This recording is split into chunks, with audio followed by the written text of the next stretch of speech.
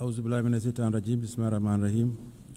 Your Excellency, Annalena Baerbock, President of the 80th Session of the United Nations General Assembly, His Excellency Antonio Guterres, Secretary General of the United Nations, Your Majesties, Excellencies, Heads of State and Government, Heads of Delegation, distinguished delegates, ladies and gentlemen. As we commemorate the 80th anniversary since the founding of the United Nations, it is with great honor and profound sense of commitment that I stand before you to deliver this statement on behalf of His Excellency, Mr. Adama Barrow, who could not be here due to circumstances beyond his control. At the outset, allow me to convey warm greetings and best wishes for a successful session from His Excellency, Mr. Adama Barrow, the President of the Republic of the Gambia, and government and people of the Gambia.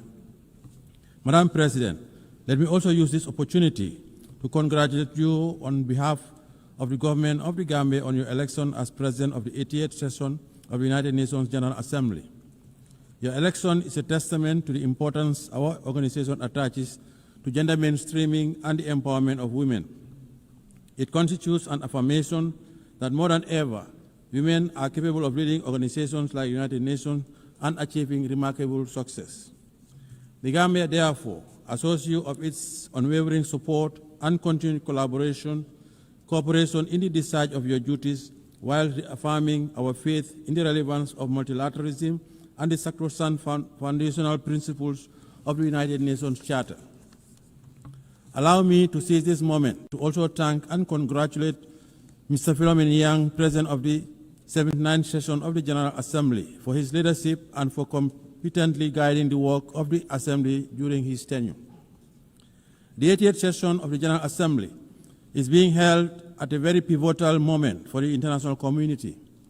The enormity of the challenges of managing and resolving various wars, conflicts, and ongoing threats to international peace and security require all member states to reaffirm their collective commitment to abiding by the noble principles stipulated in the United Nations Charter.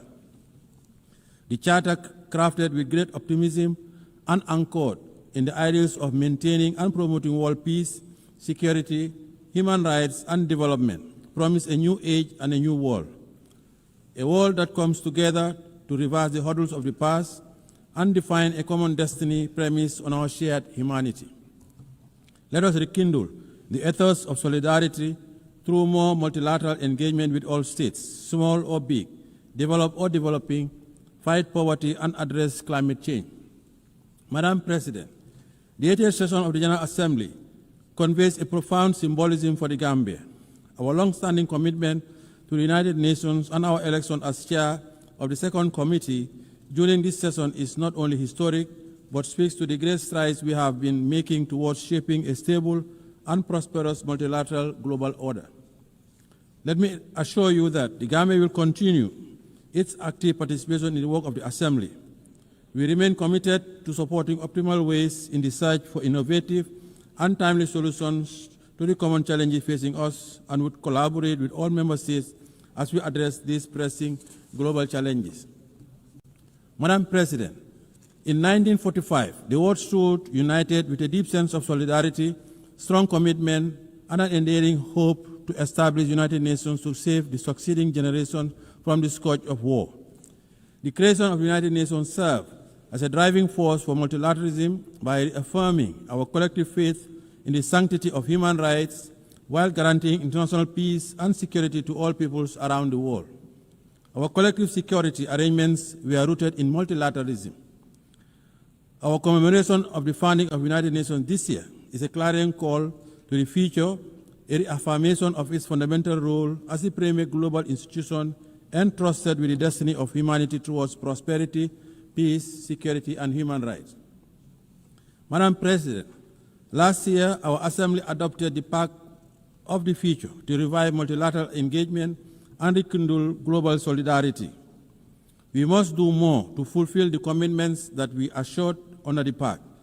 80 years on, the world is still encountering the challenges of protracted conflicts and geopolitical fragmentation, including the threat to the spirit of multilateralism under the United Nations. As the world continues to grapple with complex and unprecedented challenges on different fronts, the peace and security landscape of our world is becoming increasingly fragile. Amid the changing nature of conflicts, we are also witnessing a serious disregard for the principle of international humanitarian law in conflict zones. What is even more profound is that the rules-based international order is under enormous stress, losing its momentum, relevance, and moral underpinnings. Today, we live in a world that is undergoing profound geopolitical transformation, presenting unique emerging challenges and reflecting an international community that is still trying to find answers to the challenges it faces in the 21st century. However, despite the challenges we are confronting, the Gambia believes that the United Nations' enduring relevance and structural institutions contributed to significant historic achievements in the past, particularly for countries in the global south. The United Nations holds forth the hope for global stability and good governance by translating ambitions into actions and championing issues of immense international importance. In the case of the Gambia, the United Nations used its convening power and preventive diplomacy through the Peace-Building Commission to support a democratically elected government that assumed power in 2017. The support was key to upholding the will of the Gambian people as they ushered in the present government and launched our transitional justice system to promote the rule of law and respect for human rights. Madam President, as we assemble and reflect on this important and timely theme for this 80th session, Better Together, 80 years and more for peace, development and human rights, we must admit that the daunting challenges we are facing today require us to deliberately invest in sustainable development, climate action, peace and security. We must equally continue to foster resilience and growth for the realization of inclusive development and shared prosperity for all. Since the change of government in 2017, the administration of His Excellency President Adam Barrow had strived towards a path of development, peace, and respect for fundamental rights and freedoms. 8 years ago, we set out to build a stable and viable country, making sure that the needs of our people are placed high on our national development agenda. With our current reform agenda that is inclusive, the Gambia is eyeing a future without the realm of immense potential and possibility. By addressing the grievances of the past through the implementation of recommendation of the Truth, Reconciliation and Reparations Commission. In the past 8 years, the government has also organized several elections in a credible, impartial and transparent manner, in line with domestic laws and international norms and standards, and plans are on for holding presidential elections next year. We are committed to consolidating participatory democracy, sustainable development and good governance, as we have done for the past 8 years. Madam President, in our drive for greater reform, the government of the Gambia will continue to take the appropriate people-driven and informed policy decisions to strengthen institutions and design processes aimed at promoting and protecting human rights as well as addressing past violations.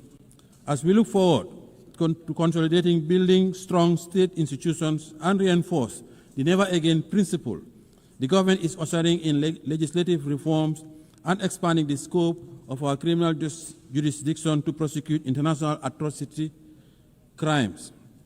Since reforms include the enactment of the Special Prosecutor's Office, Act 2024, giving that office the mandate to deal with offenses that constitute international crimes and serious rights violations, and for the first time, the enactment of an Anti-Corruption Act, a significant step towards the organization of an Anti-Corruption Commission. These are all part of our national efforts to deliver restorative and transformative justice, build a clear path towards nation building, and lay a foundation for social justice, as well as prevent impunity. Our goal is to consolidate and nurture a more national culture of accountability and respect for human rights in fulfillment of our domestic and international obligations. To support our national development ambitions as enshrined in our National Development Plan, we continue pursuing a national budgeting mechanism that is grounded on human development, fiscal stability, education, and building critical infrastructure to promote development and investment. Madam President, our primary social contract with the Gambian people is to meet the demands of our socio-economic challenges whilst at the same time encourage citizen participation and engagement in democratic governance. This propels us to ensure that our democracy continues to thrive, respect for fundamental rights robust, expansive, and comprehensive, and the building of institutional mechanisms.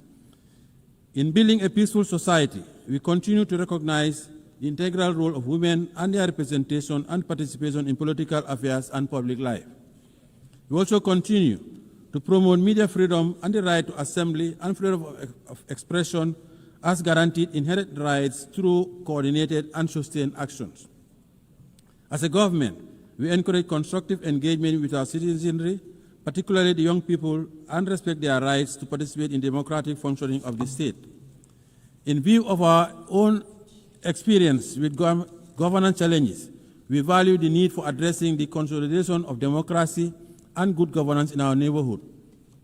It is in this spirit the Gambia recently hosted the Sahel Governance Forum, which seeks to galvanize a multi-stakeholder convergence to address the governance challenges that continue to hamper regional peace, stability, and development. We are confident that such forum will provide the right opportunity for systematic discussion on finding definitive solutions to the rising tide of violence, insecurity, and instability of the Sahel.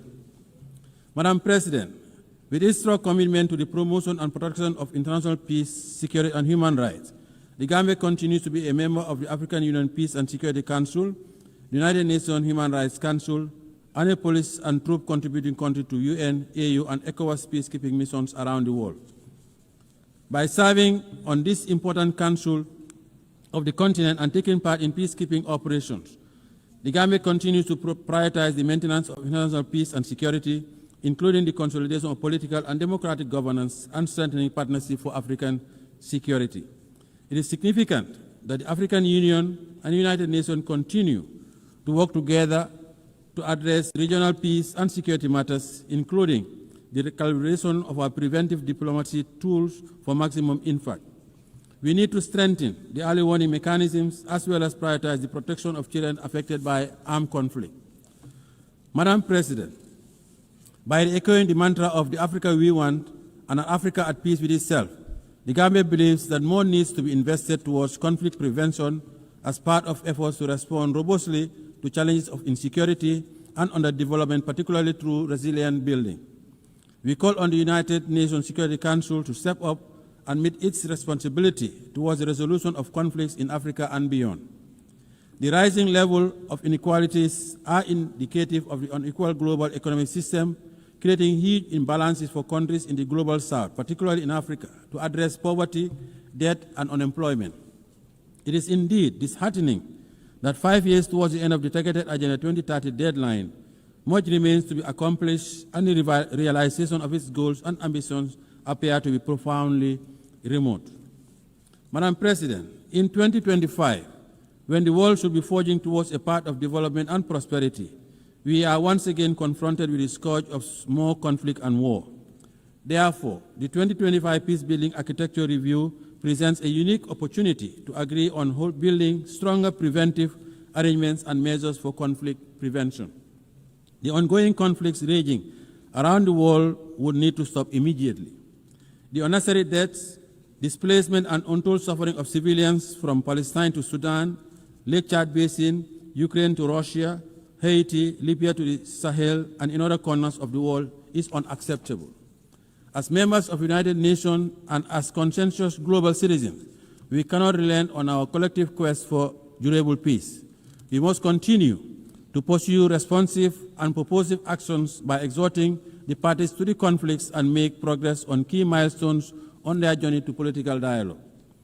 We must all assist by putting in necessary security arrangements and frameworks for ending conflicts, including the protection of civilians, particularly women, children, and the elderly. Parties to the conflicts must allow immediate and uninterrupted humanitarian aid to reach the suffering population, and they must commit to ending the hostilities. It is the responsibility of the international community to collectively muster the necessary political will and courage to end intractable conflicts. The bleeding must stop.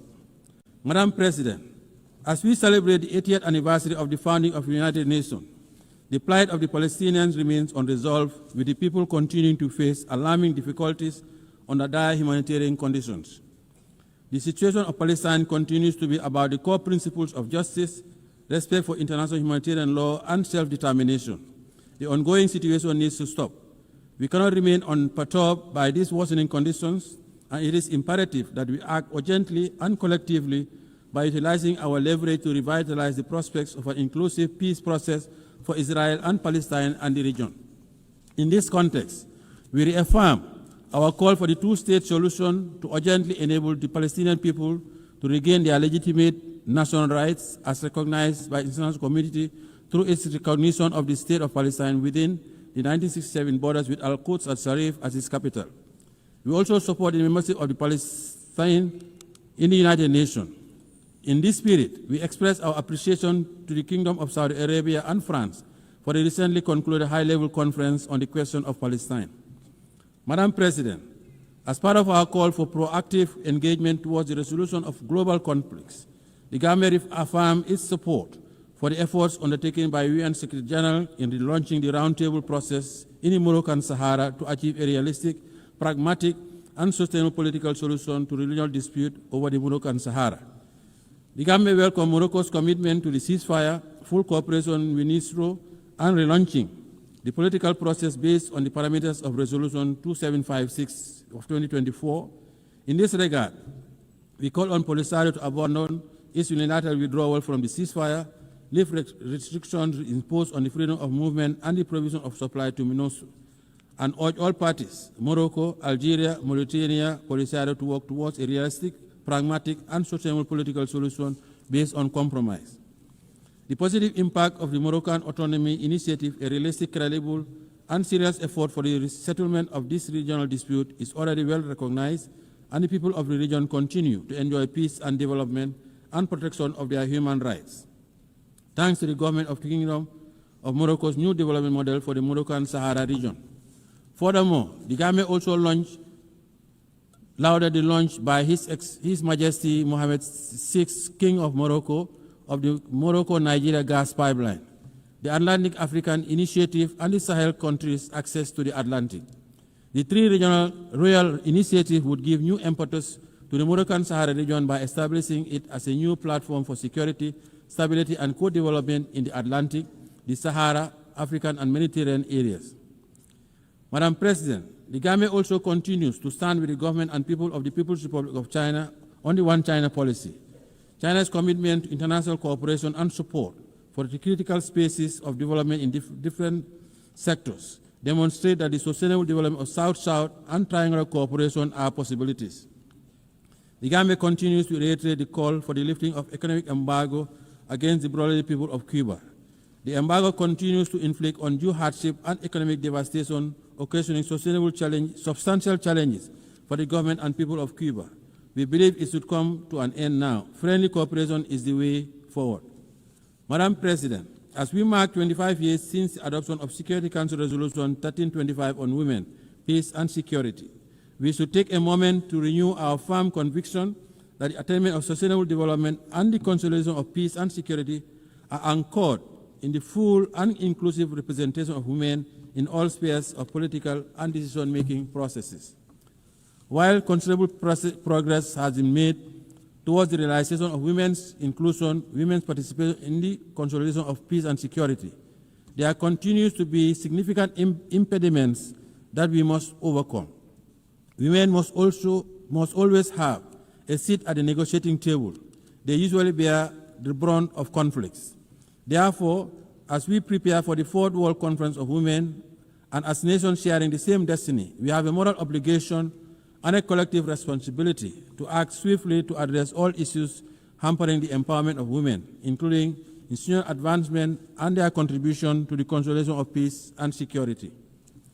Madam President, in view of the outcome of FFD4, it is our hope that international financial architecture and mechanism will change for the better, as the current international financing architecture, especially as it relates to debt restructuring, continues to hamper the development aspirations of developing countries.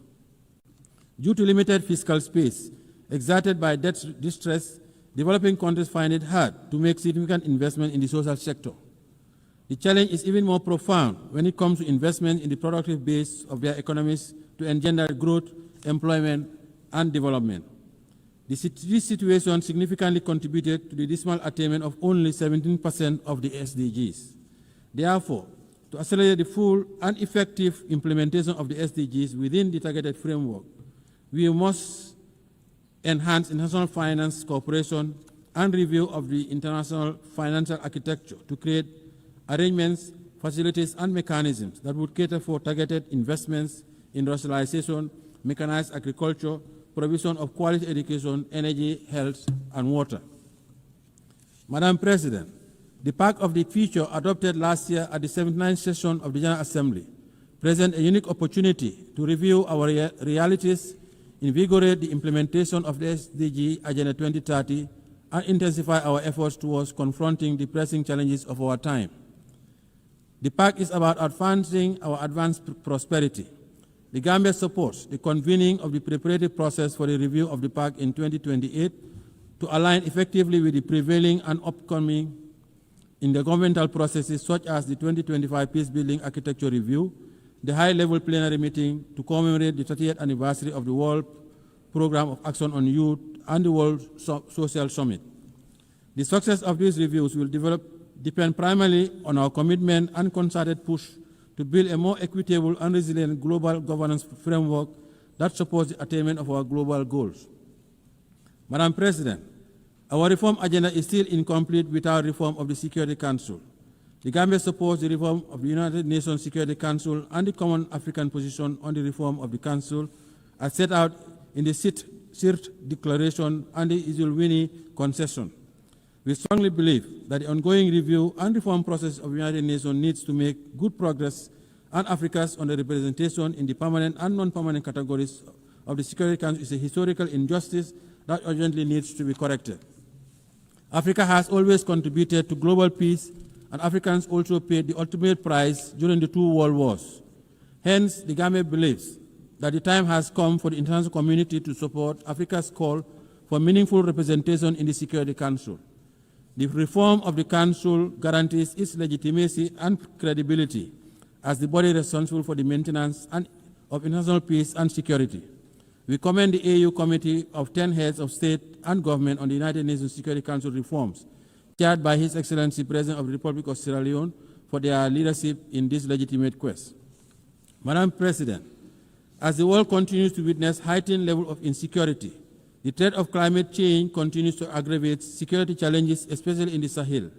We must address the impact of the climate crisis as part of the vital resilient measures that mitigate climate-related risks where they intersect with political, social, and economic factors.